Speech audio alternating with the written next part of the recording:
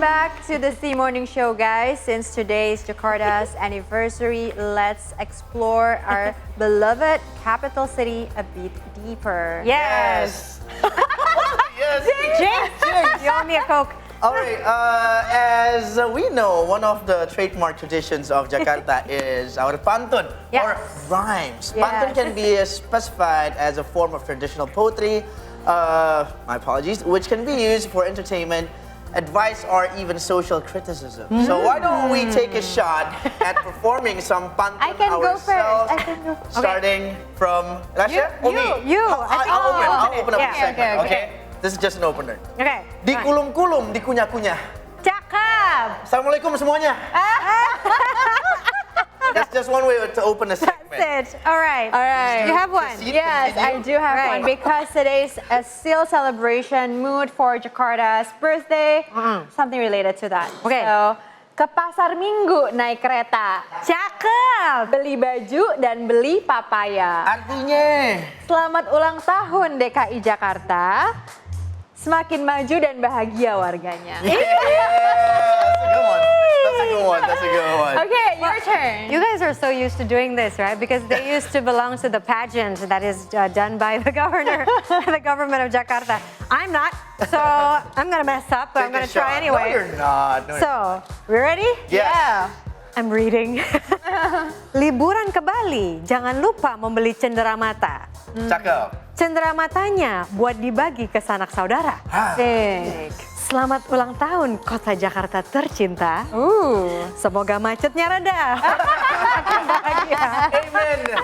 Amen to that. You and I both. That's How fun. funny. Well, I mean, that was fun indeed. It's basically our hopes and dreams for Jakarta, you know, if you come to Jakarta. Yes, indeed, the city is very famous for its ridiculous traffic, but I don't know why. I still love this city. I don't know why. There's So, something beautiful consider about this this place my first home. Et voila, that's sister. right. There you go. And now, we are going to play a game. Let's go. I love this. You ready? I love this. Are you guys familiar with the statues and monuments in Jakarta? That, you know I what? see often, I but see not it sure often. if I know This would be a challenge. what for us. monument is Yeah. that. Exactly. So as a clue, ladies and gentlemen, Oh, let's go. we are going to show you a little bit of a puzzle picture. Okay. And then after that, you have to ring the bell. Okay. Whoever rings the bell the quickest gets to answer. Okay. Okay? Okay. Ya ready? Ready. The More first ready. one. Okay. A boom. Ha. Yes. Oh, I have to. You have to guess. Just the puzzle or guess the statue right away? No, yeah, just guess. statue. Oh, the statue? The name of the This is the statue. entirety of the. Okay, this is patung selamat datang. Is it? Is it Patung Selamat Datang? Yes. Yes! Patung selamat datang. It is. It is in the middle of Bundaran HI. Am I right? Exactly. From Grand Indonesia and Plaza Indonesia. Plaza Indonesia. Yeah. We got the Kempinski. We got Yeah. the Hotel Mandolin right there. Like Yeah. right in the middle of the Right city. in the middle, right in the Yeah. center of the Right in the center of the city. And Ralphie got 1 point. Okay. So if you want to know a little bit about the Selamat Datang or the Welcome Monument or the Welcome Statue, also known as Bundaran HI Monument, it was completed during President Sukarno's time in 1962 by sculptor Edi Sunarso. And this monument was built to welcome guests and athletes during the 4th Asian Games in Jakarta. Now, the making of this historical landmark took approximately a year and was pre-designed by an Indonesian artist and former Jakarta governor, Henk Ngantung. The philosophy behind this monument is the openness of Indonesian in welcoming athletes from around the world. And this monument depicts a young man and a young woman holding a flower arrangement to welcome people to come to Jakarta. Oh, and the Patung story Selamat behind it. Datang. Yee-hee. You learn something new every day. Exactly, right? Exactly. So what year was it built? 1940 something. 62. Rafi. This means I'm not a really good listener in school back in the day, you know. Not yet. Okay, you ready for the second one? Let's go. Okay, I'll roll it. Haha. I call this the pizza statue. I don't know. Because This one is in front of the Plaza Senayan. Yeah, no, yeah, Yeah. and Senayan, but I never know what's the name of it. What is the name? I don't know what's the name of it. It's in the middle of the roundabout in Senayan. Yeah. It's in front of STC. I'm gonna take a guess. Wing it. You just have to wing it. Patung membara, which is fire. Fiery statue. yeah. You know what? I'll have to go to you for this. Okay. I don't know. Unfortunately, nobody wins. Yeah. Nobody wins the point. This is called, I know, usually I call it Pizza Man as well. Yeah. That's obviously the wrong name. Because the real name of this, let's reveal the whole statue. This is called the Patung Pemuda Membangun, or the Youth Building Statue or Youth Monument. It is a historical landmark located at the southern end of Jenderal Sudirman Road, which is the main road in Jakarta. And this monument's construction began a little bit later, which is in 1971, and was built to commemorate the Youth Pledge Day. It was designed by a team of sculptors known as the Bureau of Engineer Artist Architecture, led by Imam Supardi at the time, but its construction took a long time, so it was inaugurated in March 1971 instead of October 28, 1971. Sorry, March 72 instead of 71. This statue was built as a symbol of a fiery, exactly Rasha, fiery youth spirit to develop the country. And this statue was built as a symbol of a fiery youth spirit to develop the country. Now, the figure of a man standing proudly with prominent veins on his arms and legs is a reflection of the youth movement, while the flame on the torch symbolizes light for dark hearts and souls. They kind of look like Cool, yeah? Clark Kent. Clark Kent is Superman. See? Seriously. You're so funny. No, but I think it's a great symbol. Yeah, it is. It's a picture to visualize the youth spirit of building Absolutely. Indonesia, Yeah. especially during that time. Exactly. Once you know the history behind it, it becomes more interesting. Of course. Yeah. Story's everything, my friends. Yeah. All right. Are you ready for the Moving third on, one? let's go. Okay. Marissa, you'll be a great game show host. You can try that. I used to love Family Feud. Okay, number 3. Roll it. Hey. Pancoran. Oh, my bad. Yeah? Patung Pancoran. Is it? It's not the name of it. The The official official name? name is. Perempuan? I don't think it's Pancoran.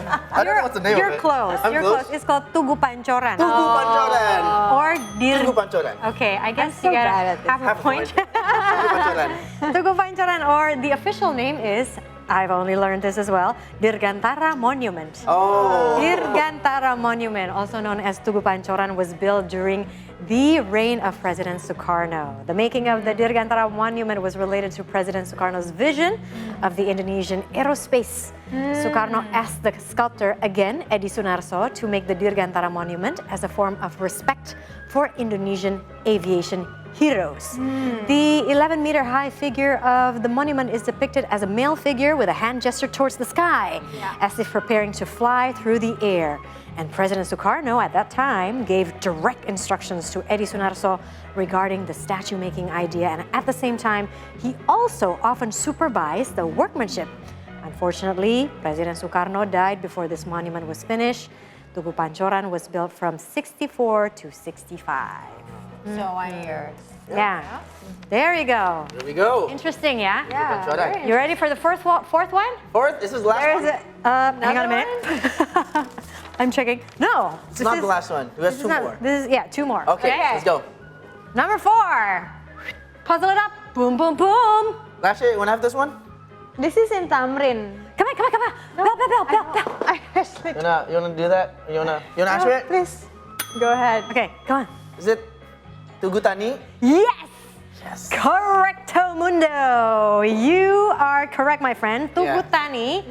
So if you go to Kuitang, Yes. usually you would see this, and behind that is the Arya Duta Hotel. I'm sure it's still Arya Duta Hotel. So this is the Heroes Monument, popularly known as Tugu Tani.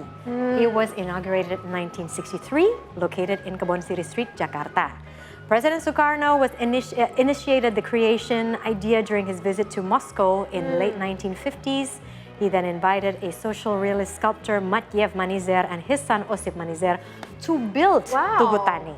Okay. While exploring a village in West Java, the sculptors were inspired by a folklore about a mother who supported her son to win the war and to remember his parents and his land, as well as giving him some rice for his journey. The monument was built in Soviet Union and then brought to Indonesia by ship.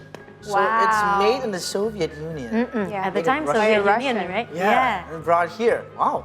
It's, Wow, it's interesting. cool, yeah? It's inspiring, yeah. Yeah, I also know the name of the sculpture and the monuments, but I've never known the history behind it. Or maybe I've heard, but then I forgot in school.